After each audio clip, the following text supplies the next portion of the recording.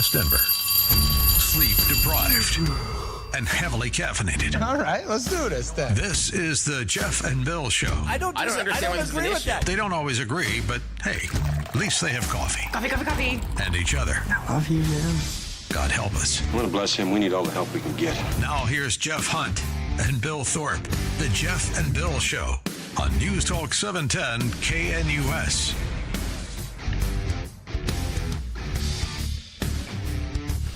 Seven a.m. in the Mile High City on this Monday, July 21st, 2025. Good morning, Denver, Colorado. You've tuned in to the Jeff and Bill Show, News Talk 710 KNUS. I'm your co-host, Jeff Hunt, along with Bill Thorpe, bringing you the freshest insights, hottest takes from the right, left, and center. He's been making his journey around Colorado as he runs for governor. He's going to give us some insight into conversations he's had on the Western Slope, particularly as it relates to wolves. Ow! That's George Brockler. No, Greg Lopez. My goodness. It's Monday morning. I was looking at a tweet from George Brockler. Maybe he should run for governor. Let's rewind this. Take two. Goodness gracious. Greg Lopez. Jeffrey Hunt is going to be joining us here in just a second. My apologies to both those guys. Greg will be joining us as he's been having conversations with ranchers about wolves and the impact that they're having. So, you're not going to want to miss this conversation. He's coming up, but now it's time for News and Comment with Blake Olson. Blake Olson. Blake Olson, News and Comment.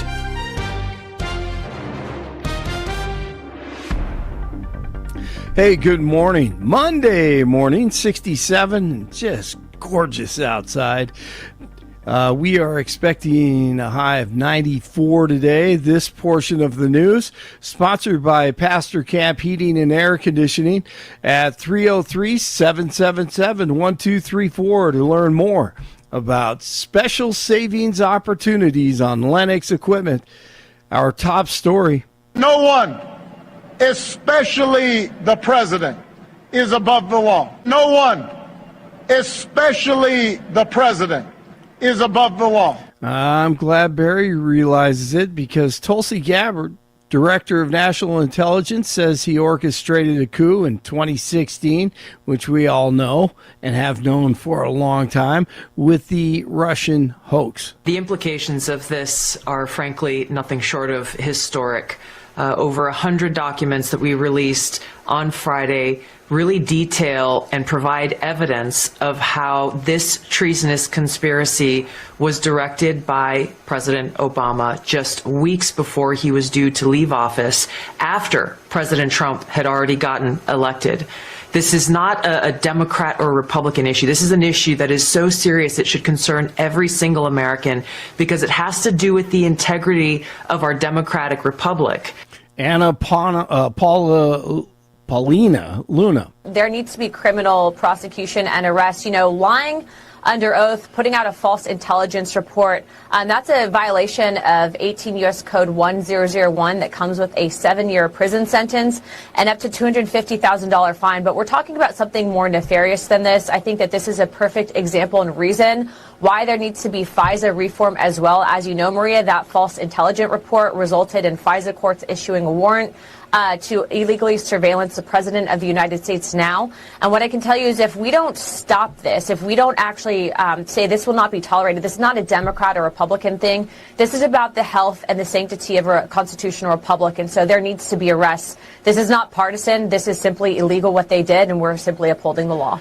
On Fox News over the weekend. Now, Obama may be protected, of course, by the presidential immunity, but let's see how many of these commies rat on each other in the weeks to come. And DJT also posting that Adam Shifty Schiff, well, he's in big trouble also for falsifying loan documents, something that he was accusing one of 47's sons of doing. He wasn't doing that, and Pencil Neck may be going down possibly in the future. Denver Mayor Johnston delivers his State of the City address today. The speech will be held at 6 tonight in the Seawell Ballroom at the Denver Center for the Performing Arts. Break a leg, Mayor. I'm sure he will. A boy is dead after Aurora police say a distracted driver hit him on his scooter. The boy was in a designated pedestrian crosswalk and signal at the time. Officials say he was transported to a local hospital where he died. The accident happened Saturday near East Iliff and South Wheel Park Circle. Former Epstein attorney Alan Dershowitz says there's probably not much to be found with the rich and powerful in grand jury transcripts, with the White House wanting those unsealed. The info people want to see is more than likely in records that have been sealed by federal judges in New York. Grand jury information is narrowly tailored by prosecutors only to provide sufficient evidence to result in an indictment. Epstein supposedly killed himself in jail in 2019 while awaiting trial on the sex trafficking charges. If you want to see the best insight, once again, to all of this, you can check out on X. Check out Tucker's interview a couple of days ago. Exposes almost everything. The history is incredible. Hey, Rob Schneider, this morning on Fox News Channel, discussing Colbert. Well, there should be no fuzz on this at all, Griff. The Russians got Colbert fired, and I think I'm willing to testify if I get complete immunity from the Trump administration and from CBS. I'm willing to testify. No, but I just found out this morning also, if you go on social media, that a district court judge has prevented CBS from firing Stephen Colbert, which I don't think is fair either. Touche. That was a good one. Twins over the Rockies 7-1. The Cardinals in town tonight at 6:40.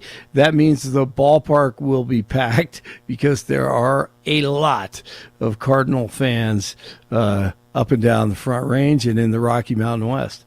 And Scotty Scheffler has his Open Championship and the third leg of golf's Grand Slam. Scotty Scheffler continues to just dominate, wins the British Open, 368 on Sunday, his fourth career major. The Bulls have signed the shortest player in the NBA, 5'8" Japanese point guard Yuki Kawamura. I have a shot. I have a chance. Yes, you do. I can still make it. Oh, absolutely. I'm 5'10" and a half. 5'8". Get your handles down and you'll be fine, man. Just keep your eyes open, make nice passes, dish the rock, but that's nothing. I mean, we grew up with 5'4" Muggsy Bogues. Yes, Spuds 5'6" Spud no, Webb. Spuds McKenzie was Spud a dog, McKenzie, right?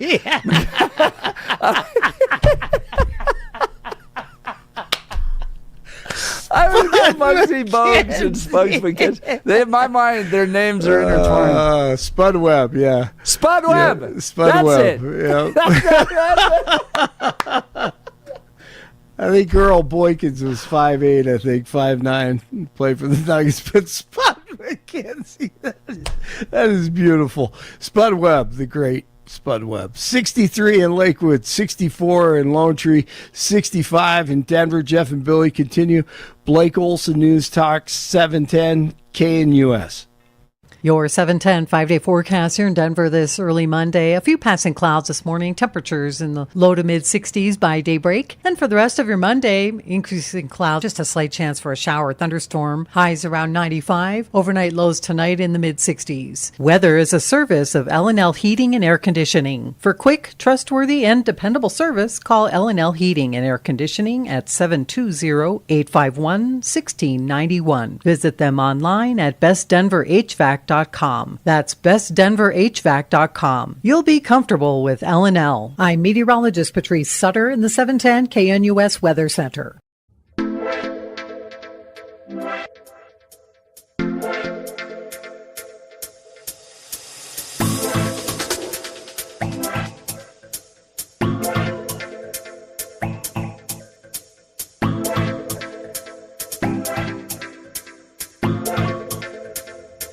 Welcome back to the Jeff and Bill Show. We are finally getting the gears going and waking up on this Monday morning, and we do it in part thanks to our friends at Cato's Coffee. Cato's Coffee not only supports the work that we're doing here, which we greatly appreciate, encourage you to purchase their coffee as a result of it, but they love pups, love their doggies.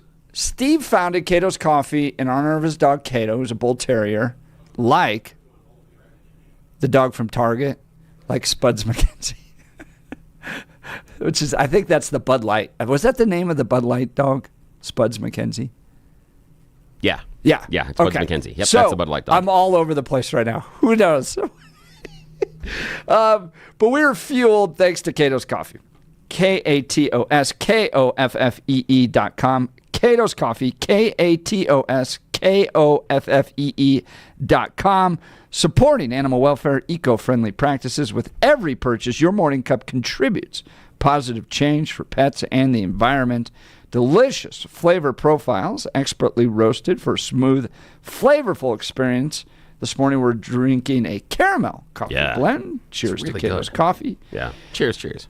Find something to suit your taste today. Use the code Jeff and Bill 10, no spaces, Jeff and Bill 10 at checkout for a 10% discount on your order, Jeff and Bill 10. And unlike NPR or PBS, we are not funded by the government. No, we're funded by you in many We're ways. funded by Cato's Coffee. So, yeah, go ahead and check out Cato's Coffee. The thing that I am happiest about Cato's Coffee is, one, it's a bold flavor, but it's not overpowering. It's not something that's trying to punch your taste buds in the face, but it is something that has a nice flavor-forward profile. But the best thing about Cato's Coffee and however they're brewing it is it finishes clean. You don't have the acidity you have in so much, those Folgers dried crystals, things like that. Even that big famous place that the Mermaid is their logo and their mascot. For me, that coffee finish is acidic. It's very acidic, and then so you're drinking more because you're trying to clear the palate of that taste. This finish is smooth. You're going to be happy with every single purchase at Cato's Coffee. It's a fan of Jeff and Bill are a fan of it. We highly endorse it. Go ahead and check them out, catoscoffee.com. Jeff and Bill 10 will get you a discount on your first order. Jeff and Bill 10, check them out at catoscoffee.com. All right. This guy's great. Love him. This guy is out around Colorado trying to make a difference. He's been the mayor of Parker. He was a member of Congress. He's now running for governor. Greg Lopez joins us. Good morning, sir. Thanks for joining the Jeff and Bill Show. Hey, good morning, guys. It's great to be on you. So you've been out traveling around. You were on the Western Slope recently, and you were out there trying to help people deal with these wolf issues. Give us some insight on that. Well, yeah, Jeff and Bill, a lot of people may have forgotten that that talked about reintroducing the wolf to Colorado. And, interestingly enough, it only passed by about 58,000 votes. And, of course, it came from about bringing the wolf back into Colorado. And, it's trying to figure out a enforcement plan. And so over the last 2 years, they entered. Hey, Greg, we're dealing with some bad connections here. Bill's going to call you right back, so we're going to hang up on you, call you right back. In the meantime, let's talk our friends at Mountain High Appliance. They're celebrating the summer with a clearance blowout sale at all their locations, including their Denver Clearance Center. With Mountain High Appliance, you get awesome discounts from brands like GE, LG, Bosch, and more. Don't forget Mountain High's special financing options, an incredible price match guarantee. When you're looking for great deals on appliances, think Mountain High Appliance today. Experience the difference with Mountain High Appliance and their great Denver Clearance Center. All right, this guy is so far out helping people in Colorado that sometimes it's hard to get a good connection. And that's because he cares deeply about rural Colorado. That is Greg Lopez. Did we get a better connection, Greg? I think so. Can you hear me better? We got you now. All right, yeah. So tell us, Western Slope Wolves. You know what? They introduced the wolf, brought in 25 wolves into Colorado. Now there's a lot of depredation going on with a specific pack. You know what? And one of the I found out, Jeff, is that Colorado Parks and Wildlife is not even following the management plan that they approved. And there's a lot of questions in the plan that was put together by experts, and why you to continue. And there's no answers. There really is no answer from Colorado Parks and Wildlife. And, they're asking for a pause, bringing in more wolves until we figure out what we're going to do with this stepper. So there's a lot of conflict going on right now, and there doesn't seem to be a solution. So I was in Grand Junction, 2 resolutions to the commission for them to consider.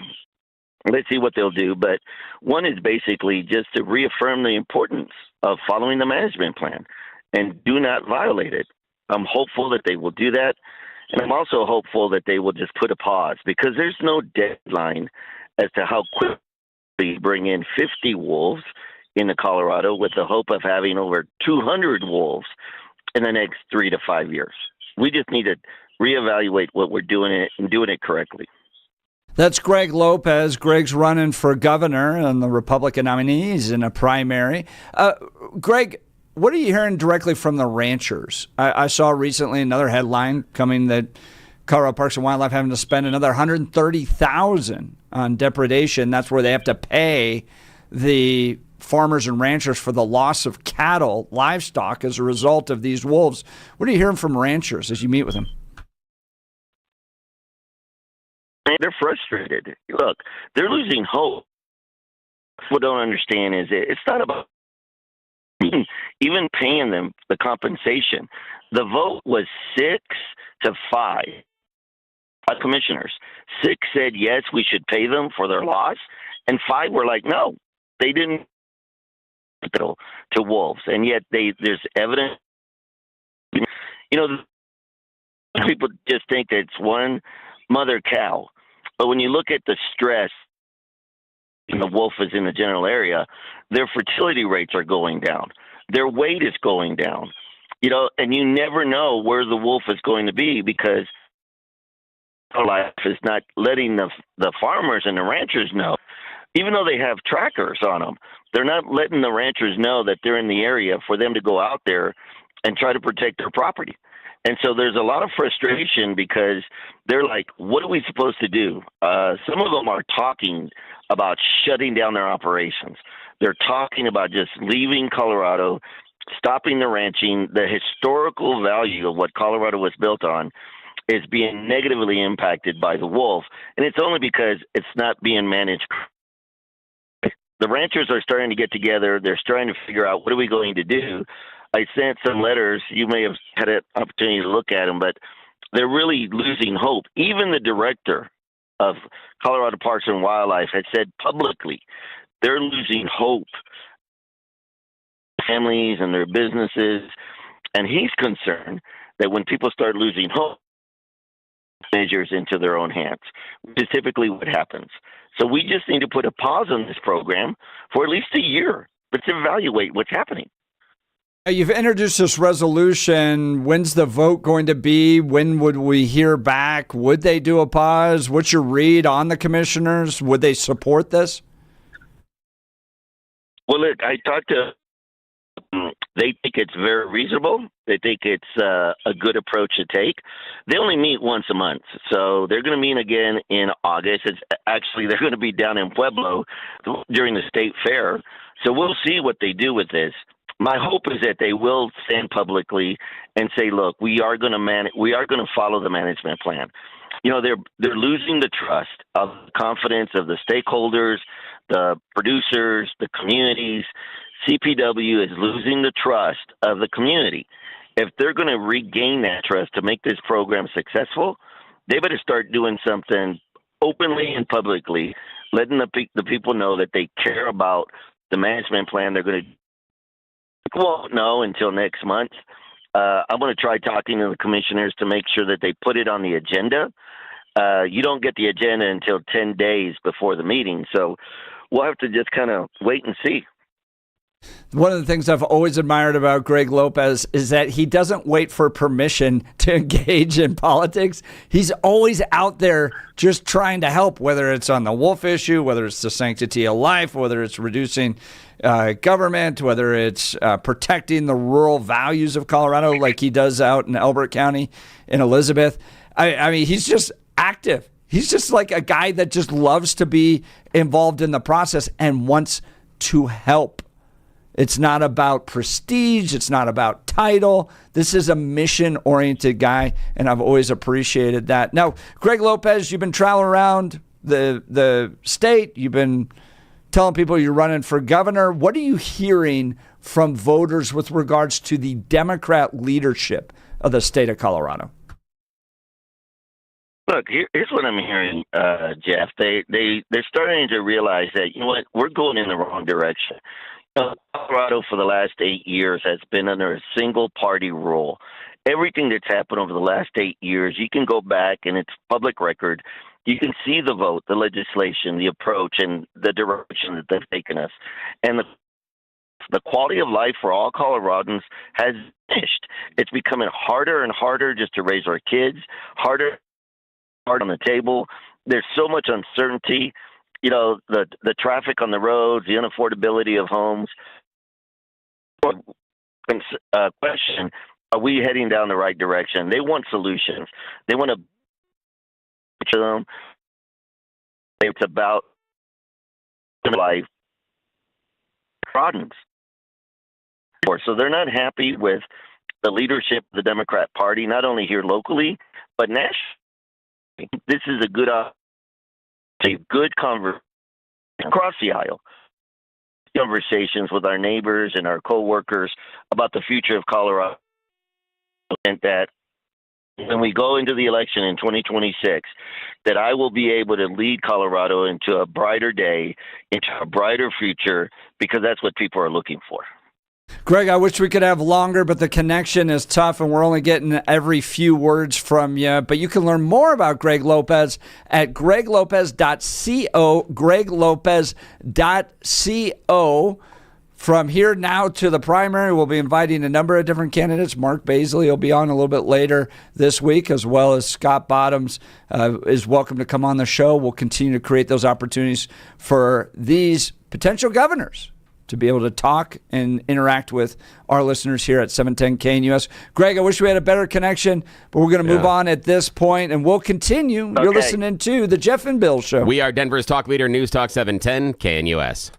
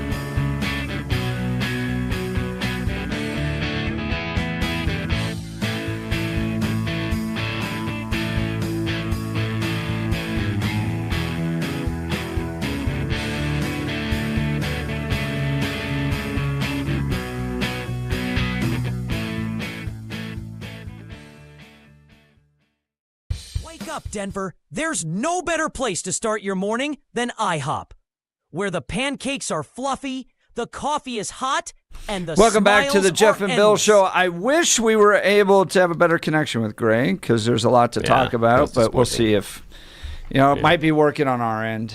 Could be, who knows. But he brings up a really good point. It seems like there's a good argument to pause the current wolf reintroduction effort. One, it's spending a lot more money than what they told the people. And I think we're close to $3 million spent, twice what was promised to the people of Colorado when this was on the ballot initiative. So if you go out there and you create a program and lo and behold, it's now double what you intended, what's wrong with just going, hey, pause, let's figure this out? Because clearly there were some elements that we didn't anticipate. That or we just lied to the people of Colorado. And in either case, good reason to pause the wolf reintroduction. Your thoughts, sir? I can see the merits. The concern for me is the reimbursement program. That's the part that has, at least on where I sit, has been problematic because I understand the idea of Colorado voters wanting to take on the risk. And I do support wolves in the ecosystem because I believe they're a benefit. But I do understand that they are also predators and there are going to be impact on farms and ranchers and other communities. So that's where I go, is I'm concerned about reporting that I have seen about the reimbursement program not doing what it was promised. That's where I have the most concern. The idea of reintroducing the wolves and having problems with specific packs or having some be sick and die and everything else, that's nature. That's kind of how nature functions. Now, I don't know, I can't speak for all voters that did vote in favor of reintroducing the wolves, but I knew that when I filled out the little bubble that said yes, that some of these wolves are going to die.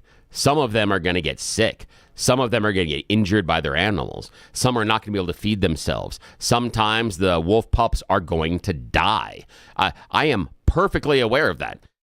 That's nature. That's how life functions in nature. And nature sometimes, again, depending on populations and environment, can find somewhat of an equilibrium. And I understand the benefits of getting the wolves inside of the ecosystem, but I also understand how the ecosystems can also sometimes be detrimental to the wolves. So I am less concerned about the injuries and things that have been happening to the wolves. I'm more concerned, honestly. My focus is on the reimbursement program and how that's been dealt with by the ranchers. And he pointed out they're only getting reimbursed by one vote. Yeah. And that's, I don't know if you caught that. It was kind of hard to hear, but one vote. Yeah, that's is a problem what separates to me, that. because that was the deal. And for me, that is core to the deal, is that we are going to reintroduce wolves, but understand that we are going to have to compensate because there will be a negative consequence on the end to people's business and lifestyle. Okay. Again, that's what really bothers me about this, is this inability to efficiently and sometimes even reimburse full cost. I really have a problem with that, because that to me creates the balance that if this is a negative, we are going to reimburse you with a balance on this side. And the fact that we're not doing that, to me, hurts farmers and ranchers and hurts the case to bring the wolves in the first place. I found this ironic over the weekend, Mr. Thorpe. Yeah, what? The Denver Post has an article about the Colorado River is officially contaminated with invasive zebra mussels. Oh, yeah, I've been hearing about these things. So we spend our time camping up at Steamboat Lake. Yeah. Love it. I probably shouldn't say it because I think it's Colorado's best kept secret. But beautiful. But you can't put a boat in without driving to this little shack, and they walk around your boat, and they look at it, and then you can put your boat in. What they're trying to prevent is this thing. Yeah, the zebra mussel. The zebra mussels. Because I guess they're terrible. Once you get them in, you can't get them out. Yeah, and they spread very, very quickly. That's a problem, too. They really spread quickly. So I find it interesting, if not ironic, that you have an element of the environmentalists here in Colorado that are like, hold on. We need to keep this thing pristine. from foreign invasion by animals that shouldn't be here in the first place. Okay? So they go and do everything they can. We need to protect and we need to keep this water pure. And we need to have little boat inspector sheds at every lake in Colorado to protect the pristine environment of our rivers and lakes. Oh, no, I'm going to spend millions of dollars flying in wolves from northern Canada. Yeah, but I think the only difference I have there, and I understand the irony there, the only difference is zebra mussels are not necessarily native species when wolves are. And so that would be the difference. It would be like, for me, it would be like coming in and saying we're going to fly in koala bears or drop a whole bunch of Burmese pythons here in Colorado. That to me is a difference as far as an invasive species. But you make an excellent point about the environmentalists want to make sure on one end that everything is functioning absolutely good and that everything is, copacetic. But then on the other end, they're not worried about the negative consequences of the other introduced species. You got a great point. And they're there. going like, we're going to engineer. We're going to do our little engineer. We're going to keep one thing pristine, but in the other case, and look, Bill, I'm having a real problem. It's Monday morning. Don't worry. But Bill, during the whole effort for the ballot initiative, people were going, well, we already have wolves in Colorado. There's evidence that we have had some wolf pack activity, particularly in northwest Colorado, that's come down from Wyoming. And I don't know anybody that was like, stop that! No, we need to capture the wolves. We need to take them out and all that stuff. It was like, well, this thing's kind of naturally happening already. Let's just continue to allow it to happen. That was one of the arguments against this ballot initiative, because what you have now is we are going to kidnap packs of wolves from northern Canada. Like, not even, originally it was Oregon, then that ended. Now we're going international. Now we're going to wolf packs in northern Canada and then airdropping them into Colorado, which is like Mexico with regards to heat and stuff that they have to now deal with. And some of these wolves are being killed on their way, what seems to be on their way back. They're getting killed in Wyoming. Yeah. So this engineering that's taking place, I'm not opposed to it happening naturally, but I just find it interesting that environmentalists here in Colorado are so keen on maintaining the purity of our rivers and lakes by keeping this zebra mussel out, while at the same time willing to spend millions of dollars to the tune of now $5 million, double what they intended to go capture wolves in northern Canada and fly them down here only to watch them fail because they weren't supposed to be here in the first place. Yeah, and I think for me, the most persuasive part of that argument is the front end investment without the back end compensation. Again, I come back to this over and over and over again, is for me, if you have outstanding claims from farmers and ranchers in Colorado about harm caused by these wolves, you damn well don't cut another check to go get more wolves from Canada. You pay your debts. Like Game of Thrones, Lannister pays his debts. That's the idea. Pay your debts. Make sure that this one, and okay, if we have only a handful of gray wolves that actually manage to survive for several seasons here in Colorado, that's okay, because there are stories around the planet of, with careful monitoring, lots and lots of species coming back from the brink, or even being reintroduced into places they didn't think they existed before. Just last week, I was reading a story in a Nature publication about a specific type of animal we thought has been extinct for more than 50 years. They just found it in jungles in Indonesia. Again, we haven't gone deep enough or far enough, but there is a population inside of this Indonesian jungle of an animal we haven't seen for decades. So if we are going to reintroduce them here, yes, but stop front-end loading all of the animals.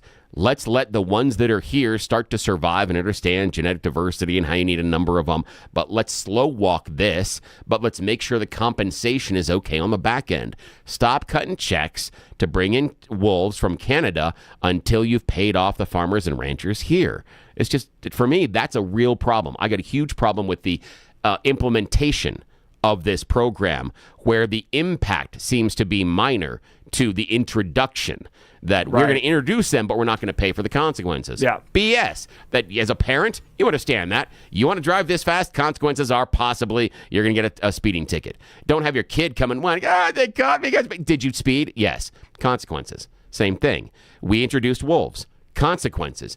Pay for our consequences. It's the only way to stay above board and to make sure the program's respectable. And to your point, these are people that didn't want to deal with this consequence in the first place. Yes. So the ranchers are going, we've been here for 150 years. We've been ranching. This is our lifestyle. Yeah. This is how we make our money. Without cattle being sold for the cheeseburger you're going to eat, we don't get to live here and pay into what Greg Lopez was saying. They're now at the point of even thinking of giving up because they're having to now deal with what was decided by Boulder, Highlands Ranch, Denver, airdrops these wolves in, forces it upon them, at least pay them for the problems. And I know every single one of these ranchers would rather just raise cattle in peace, sell them, than have to go through the entire depredation process. Are you kidding me?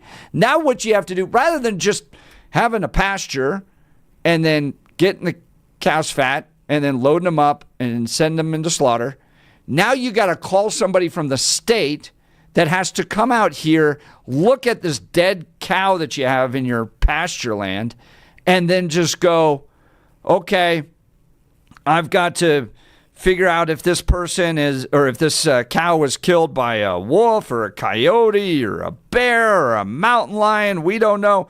They don't get paid for bear kills. They don't get paid for mountain lion kills. I think they get paid for these wolf kills. So now this investigator has to figure this thing out, look at the little paw marks and then the bite marks and all that. Yeah, but they don't want to deal with that. But bear attacks and wolf attacks are different. It's wolf attacks and coyote attacks are going to be similar, and so that's going to be the difficult part about it. And so it's not necessarily. You have to go through this whole thing of having to prove this death came from a wolf in order to get a reimbursement that's probably less than you would get at market anyways. They don't want to deal with it. And to your point, they should be paid, but they don't want to deal with this. This is just pause the reintroduction until you can figure it out. It's twice as expensive as what was already anticipated. I understand that, but the idea of what I have a problem in your explanation there is the idea that we shouldn't do this because the ranchers don't want to deal with this. And the reason I have a problem using that as the justification, because there are a whole lot of things that I bet if we asked ranchers and farmers, they wouldn't want to deal with. Coyotes would be one of those. We wouldn't then advocate. They can shoot them. But I know, but we wouldn't advocate to make all coyotes extinct in our state. Guess what? We wouldn't have to. The ranchers wouldn't have to deal with them anymore. I understand the ranchers shoot them, but here's the idea: the ranchers are dealing with them. So what I have a problem with is the justification of I don't want to. For me, ranching and farming has been about adaptation, and it is seasonally about adaptation and going on with But this isn't a natural thing. This was a voted, forced upon them situation by some yahoo out of Boulder who's never had to even think twice about this. How are you defining the word natural? Because they are a native species per se. Right. So correct. It's hard, and it's again, hard to say I'm not talking natural. about you have to move them all out. They were the argument was, well, they're kind of living here naturally already. They're coming down from Wyoming. It's not like wolves follow borders. So they're coming down naturally. Nobody was saying we got to remove them all. But what they didn't like was go to Canada or go to Oregon, shoot these wolves with tranquilizers, put them in an airplane, fly them down here, release them in places they weren't there to begin with. Well, at least not at this point. I'm not Right. sure they weren't ever there. And that's Correct. So that's the issue, is when we're reintroducing a natural species, when we're looking at an invasive species, zebra mussels, Burmese pythons, things like that, that's different because they disrupt ecosystems. The wolves are natural inside of this ecosystem. That's why I'm not against bringing them in. But again, where I go to is I'm not in favor of saying that the ranchers and farmers don't want to or shouldn't have to deal with this. They deal with challenges all the time on a daily basis. But for me, it's the compensation. That's where I believe this program has fallen apart, is if the compensation was done in a manner that was quick and efficient. And again, I'm talking about the government, so it's not something that we really should expect. Then I think we've got a reason why to continue it. For me, the reason to pause it would be specifically because that compensation factor. I'm not necessarily worried about the other side of it. But is it right for me to be able to vote that you have to deal with something that I don't? Yeah, happens all the time. Happens all the time in here. And what I would say is things like, you could do things like... It happens with Democrats. No, I don't know about I'm Republicans. What are Republicans voting for? I'm talking about, in all honesty, there's things with educational opportunities and choices. There are things as far as parenting. There's a whole bunch of stuff. There are things you can talk about, abortion rules. You can talk about, marriage rules. You can talk about, rules that we have here, even our transgender rights bill around here. There's a whole bunch of things that other people have to deal with. They may not necessarily be involved with, nor necessarily advocates for. I mean, that transgender rights bill can affect every business across Colorado, regardless of their political position or where they're doing. And now it's being challenged in court. No, I understand that, but you're talking about the idea of having something impact you that you're not involved with. If you have a small, again, like a small Catholic bookstore in Colorado Springs, the transgender rights rule doesn't necessarily always impact you, but yet we have a law that was passed that does change and impact you. Same thing can happen if you change laws and rules about healthcare options. Same thing as far as employment rules. All of those things can be passed that may or may not necessarily but those seem directly broad impact enough you. to affect everybody. But some of the I'm trying to wolves. It was this feel good. Yay! We're going to improve the environment, and the actual people that have to deal with it voted against it. So it was a bunch of people that live in the city, but again, forcing this upon people that don't want it. But you and they don't have to deal with the consequences. The city people don't have to deal with the consequences. You and I also will never have the opportunity to have an abortion. Yet we have rules that designate that around that. Yet you and I will never personally have that choice. And now someone that we are involved with or someone in our family could. Protecting the life of an innocent human being. I don't see those as the same we're talking thing. about personally. Personally, we don't have to. And so you may decide that wolves are good for the state or not for the state based on your feelings. But you may not be a farmer or rancher. You as a male can decide that abortion is good or bad, even though you will never personally have an abortion. The idea of because it doesn't personally impact me, I disagree with. I don't think we have all sorts of rules and laws about that. Bill, I'm not involved in the abortion issue because I want to tell women what to do with their bodies. Yeah. I'm involved with it because it's a human being that deserves legal protection, that there's murders taking place. It's like me saying, it's like you equivocating, well, you want to make murder illegal, it doesn't actually affect you. Well, here's the thing is, again, you're equating it as murder, but the society views it differently. What I'm talking about is something that is, I understand where you're talking about, but guess what? There could be someone out there, say, I don't know, someone that could be in a significant long-term relationship with a very powerful person in our state, like, I don't know, the governor.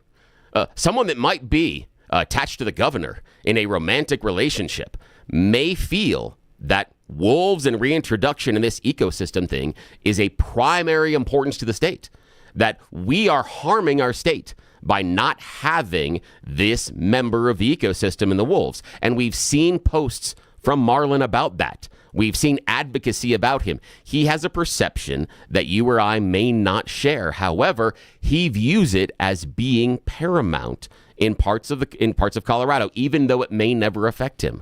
Same thing. There are rules and laws that affect people that aren't necessarily directly involved all the time. So I don't worry. I'm not as worried about that. For me, it's compensation, How are the ranchers dealing with it? That's where the failure in the program is for me. It's the idea that what was promised to the ranchers is not being followed through. That's a failure in my mind of the program. I think your argument would be an equivalent on abortion if people were just freely killing wolves. If it was go out there and shoot a wolf, that type of thing, and voters said, no, we're going to protect the life of the wolf because people are just willy-nilly killing it, like maybe 70 a day, which is what happens here on abortion issues in the state of Colorado. But the actual issue itself was the people of the Front Range telling ranchers they have to deal with something they don't want to deal with, flying airplanes, taking those wolves from Canada, bringing them down. I just don't see it as an equivalent argument with abortion. All right, you're welcome to join the conversation. 303-696-1971 or text us at 720-819-5115. You're listening to The Jeff and Bill Show. This is government. I'm just reading a text message. This is Denver's talk leader, News Talk 710, KNUS, getting the text messages. Wake up, Denver. There's no better place to start your morning than IHOP, where the pancakes are fluffy, the coffee is hot, and the smiles are endless. Wednesday, August 27th, join Jeff and Bill as they broadcast their show live from IHOP at 1595 South Colorado Boulevard in Denver. You're officially invited to be part of the excitement. Come grab your favorite breakfast and watch the Jeff and Bill Show in action from 6 to 10 a.m. Don't forget to try the special Jeff and Bill breakfast. Pancakes, any style eggs, and crispy bacon, all for just $7.10. It's a deal as good as their hot takes. All they need is you. Bring your appetite, bring your friends, and kick off your day with great food and great conversation. See you Wednesday, August 27th at IHOP.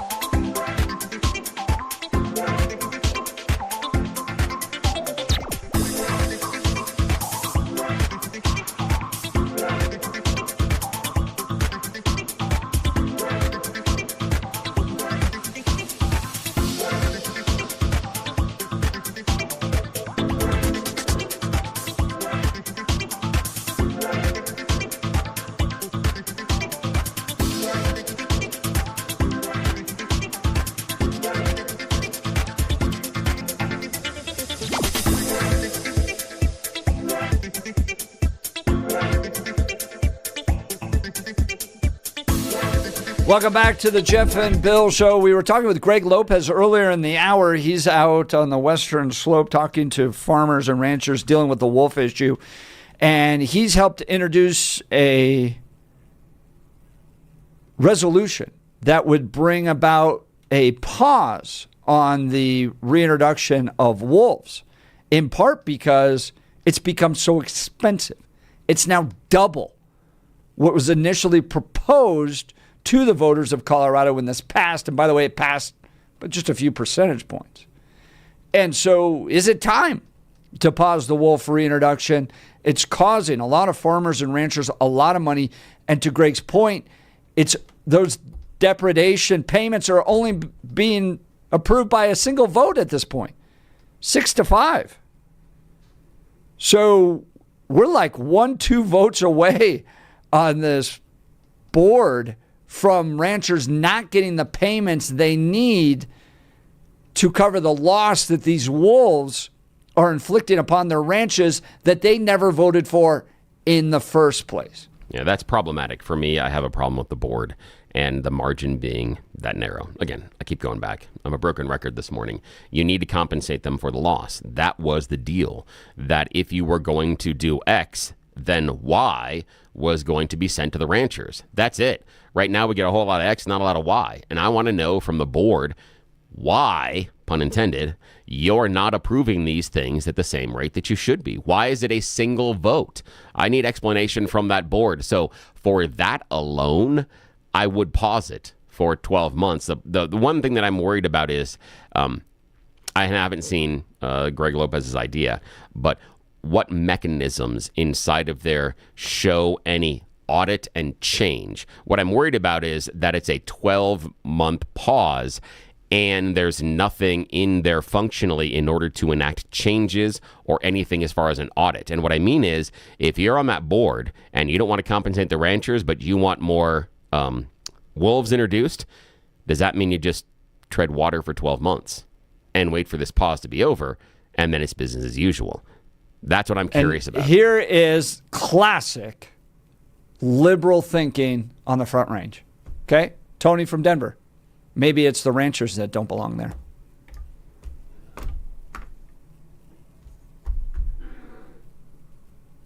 Well, I mean, again, if you were going to talk about an invasive species and you roll it back, chances are they were there before the humans. I don't agree with Tony's issue, but it does make you think. If the idea of which population of the wolves are more protected than people are. That's what the bread man's saying. But the idea that they were there first, if we're talking about first and reintroductions, I understand where Tony's going with it. I disagree with the idea that maybe the ranchers don't belong there. I think the ranchers do belong there. But the issue is the ranchers have found a way to coexist inside the ecosystem. And regardless of whether or not different predators come, and they will wax and wane over the course of decades, a reintroduction of another predator, stop complaining to me that you have to change how you're doing ranching.